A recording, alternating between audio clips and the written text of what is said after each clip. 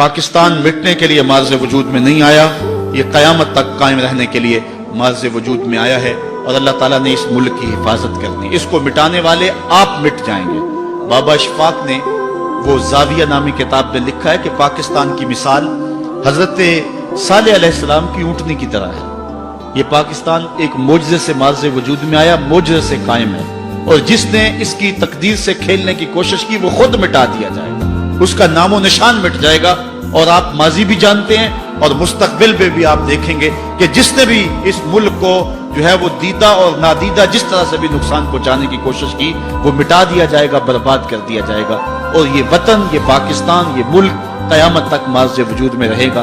और अल्लाह ताला ने हमें जो मिसाइल सिस्टम दिया है, हुज़ूर अलैहिस्सलाम ने फरमाया था कि जो है वो तुम्हारी ताकत तीरों से है, और इस दौर के सबसे बड़े तीर जो हैं वो मिसाइल हैं। अल्लाह ने पाकिस्तान को जो मिसाइल सिस्टम दिया हुआ है, ये मैं आपको बताऊं, अल्लाह भला करे डॉक्टर कदीर का, अल्लाह भला करे डॉक्टर समर मुबारक और इन लोगों का जिन्होंने पाकिस्तान को मजबूत किया।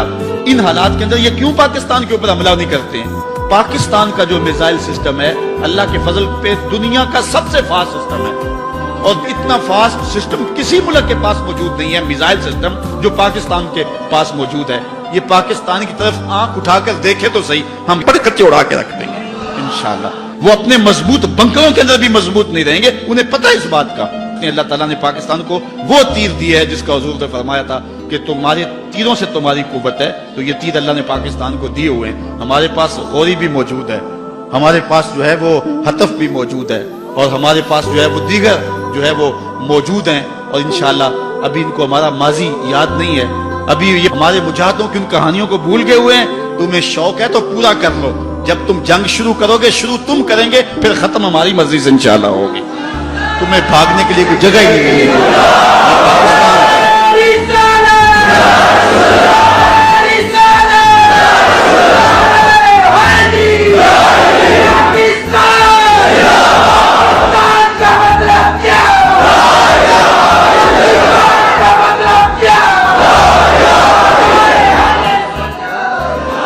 पाकिस्तान अल्लाह की निशानियों में से एक निशानी है। इस मुल्क की कदर करो, इसकी मिट्टी को पाकीज़ा जानो। अल्लाह ताला जल्ला शानहू मेरे वतन की हिफाजत फरमाए, मेरे मुल्क के चप्पे चप्पे को अपनी हिफाजत और अपनी ईमान में रखे, और इंशाअल्लाह अल्लाह के फजल से ये मुल्क खैर से रहेगा।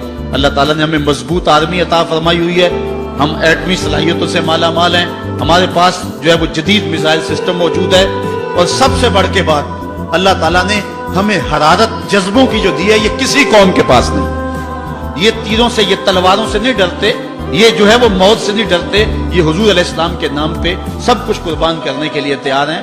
पाकिस्तान की तारीख गवाह है, 65 की जंग के अंदर कौम ने जो चिविंडा के महाज पे जुर्रत के और मुजाहरे किए थे, दुनिया की तारीख के अंदर कोई ऐसी मिसाल तो दिखाओ है। तो अल्लाह ताला ने इस कौम को वो जुर्रतें अता फरमाई, ये सबसे बड़ा हथियार है, और जिससे वो डरते हैं। और वो फुहाशी, उरियानी, बेहयाई और मुख्तलिफ ज़राए के साथ हमसे वो जज्बा छीनना चाहते हैं। दुश्मन के इस वार को खास तौर पे समझें, अपनी नस्लों की हिफाजत करें, नौजवानों को दो कौमी नजरिए का शऊर दें, और नौजवानों के अखलाक और उनके किरदार की हिफाजत करें। ये नौजवान ही हमारा असासा है।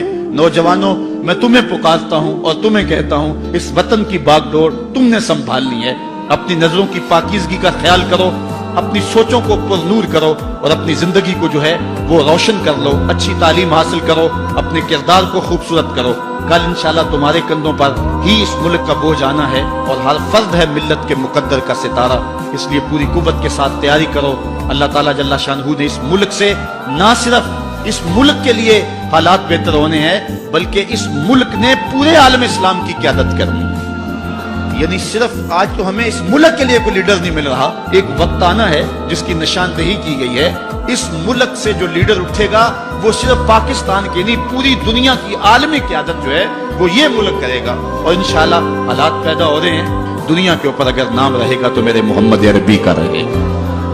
औलियाए किराम, सूफियाए उलमा मुख्तलिफ इलाकों से आए, जिन्होंने आके बर्रे सगीर पाक व हिंद में इस्लाम को फैलाया।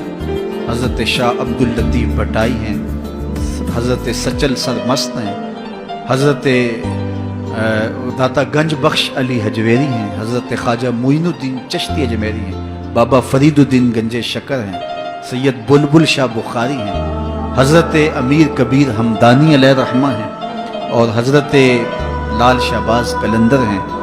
یہ وہ لوگ تھے جنہوں نے اسلام کی دعوت دی، اپنے کردار سے، عمل سے، طرز زندگی سے لوگوں کو اسلام کے قریب کیا. اور حضرت خواجہ معین الدین چشتی اجمیری علیہ رحمہ نے 90 لاکھ کافروں کو کلمہ توحید پڑھایا. حضرت داتا گنج بخش علی حجویری علیہ رحمہ نے پنجاب کے قبائل کو اسلام کی طرف بلایا. خاک پنجاب از دمے او زندہ گشت. اقبال کہتا ہے پنجاب کی دھرتی میں اگر اسلام کی حرارت ہے تو یہ فیضان ہے داتا گنج بخش علی حجویری کا. اسی طرح جو اجودن کے اندر جو اب پاک پتن شریف کہلاتا ہے، حضرت بابا فرید الدین گنج شکر علیہ رحمہ نے جو ہے وہ پیغام دین پھیلایا، اور وہاں ان قبائل کا ذکر لکھا ہوا ہے جن قبائل کو انہوں نے اسلام کی طرف بلایا. اس طرح کشمیر کے علاقے کے اندر جن بزرگوں کا میں نے ذکر کیا، انہوں نے وہاں اسلام کی دعوت دی اور لوگوں کو دین کی طرف بلایا. حضرت شاہ عبد اللطیف بٹائی علیہ رحمہ نے اور سچل سرمست نے سندھ کی دھرتی کو اسلام کے نور سے آباد کیا. تو یہ اسلام پھیلا. میں اور آپ اللہ کا شکر ادا کریں کہ ہم مسلمان ہیں، اور اللہ کا، اس کے رسول کا شکریہ ادا کرنے کے بعد ہم ان بزرگوں کے شکر گزار ہوں جن کے کردار کی چمک سے ہمارے آباء و اجداد نے دین دیا.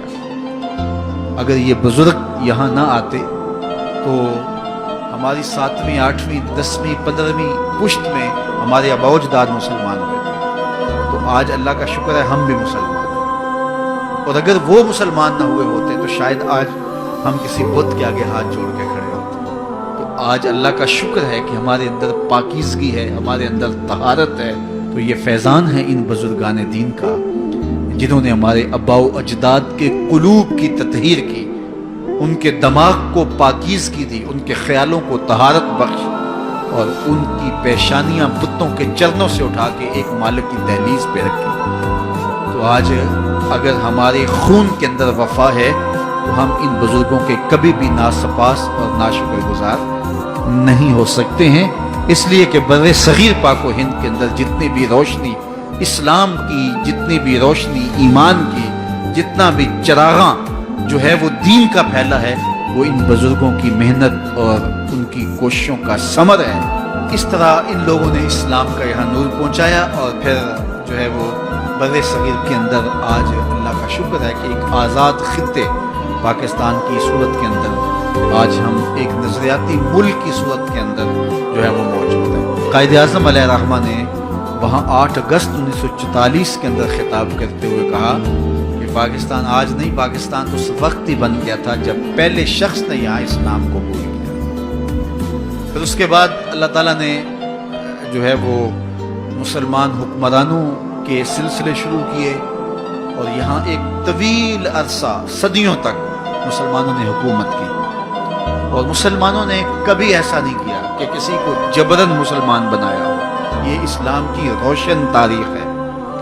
800 سال کے قریب یہاں ہم حاکم رہے ہیں، اور جو کہتے ہیں اسلام تلوار سے پھیلا ہے تو ان سے سوال ہے کہ 800 سال تک تلوار ان کی تھی. محمود غزنوی کی تلوار نے ان کو مجبوراً مسلمان کیوں نہ کیا؟